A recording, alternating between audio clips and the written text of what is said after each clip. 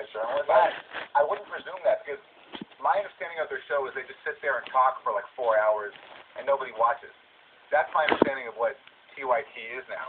But it's like, if they consider themselves journalists, where does it enter their heads that they can just say stuff like that? And Ben claims that I'm paid by Russia. It's crazy. And then going on and on and on to everything else they say. Like, and look, it's a part of this thing.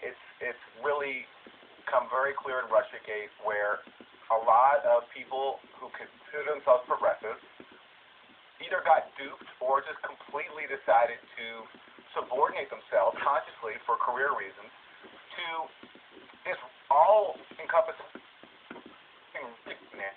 that promoted militarism, that promoted Russophobia, that promoted the CIA and the FBI, and that was a concerted attack on progressivism, on progressivism trying to taint a real left-wing agenda. That's what Russiagate was.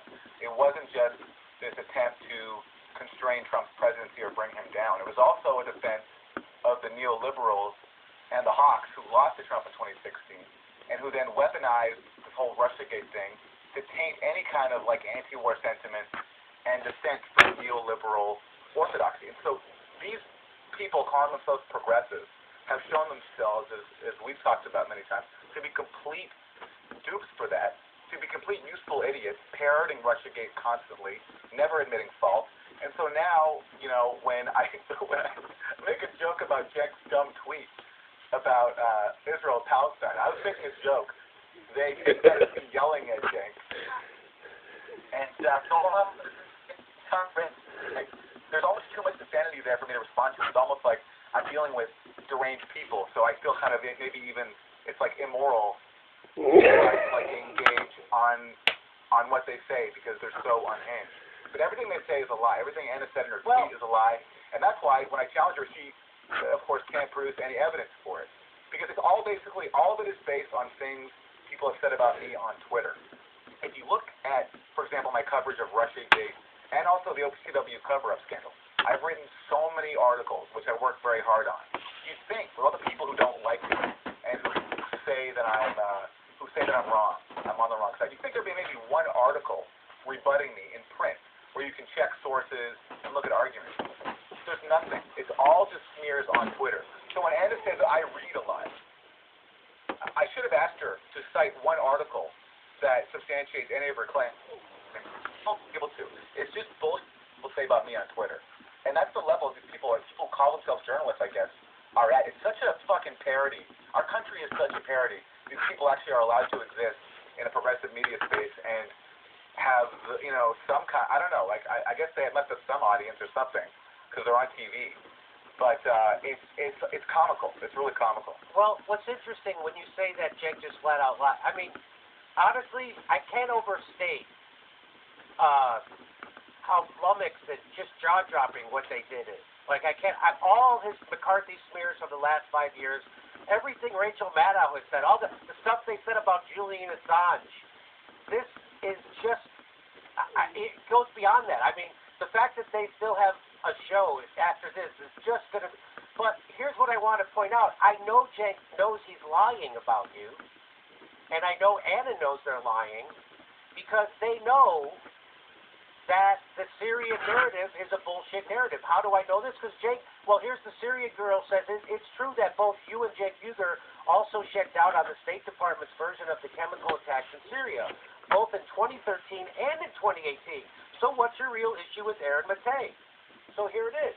Here's in Cenk from 2018. He says, it's incredible how readily the cable news channels have politicians on pushing the war in Syria with almost no questions asked about how disastrous it might be or the so-called evidence.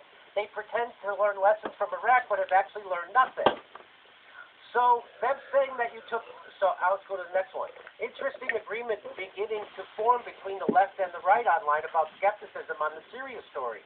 Meanwhile, the establishment press, as usual, believes the Pentagon without question or evidence. The push for escalation on TV is overwhelming. So he was skeptical, and rightly so, but now Anna Kasparian pretends like that's not true skepticism and that you're somehow a nefarious actor who is enjoying and ignoring the slaughter of children because You have the right skepticism, and in fact, you've proven that the narrative about the gas attacks in Syria is false. You've proven it.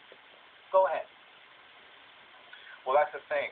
By her standards, as you say, what Cenk does there is disgusting. Yes. Is defending, in her demented mind, the murder of children, and possibly might be evidence that he's working directly for dictators. I think in that same tweet, there also was an example of him sharing an article where they call one of the alleged gas attacks an Israeli false flag. That's right.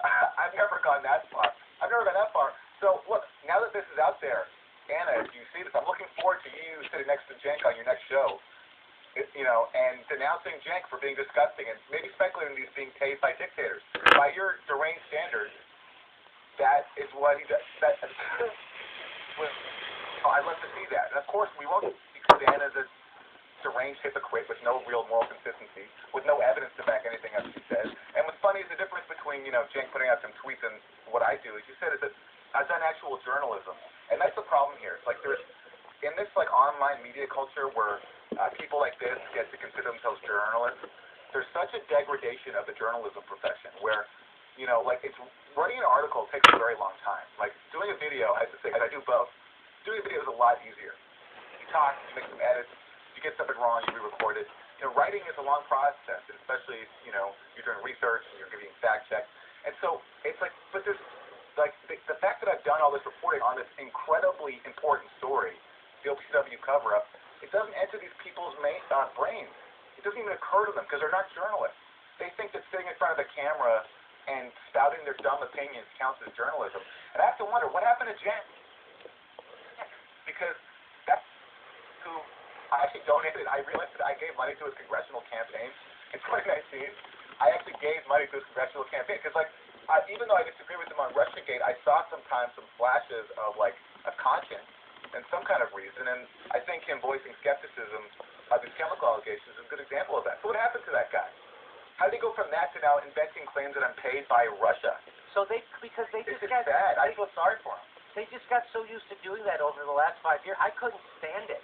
That they just, with McCarthy smear and red bait every one of their political adversaries, and they're doing it now to you. Anybody, that's their flex. He's a Russian.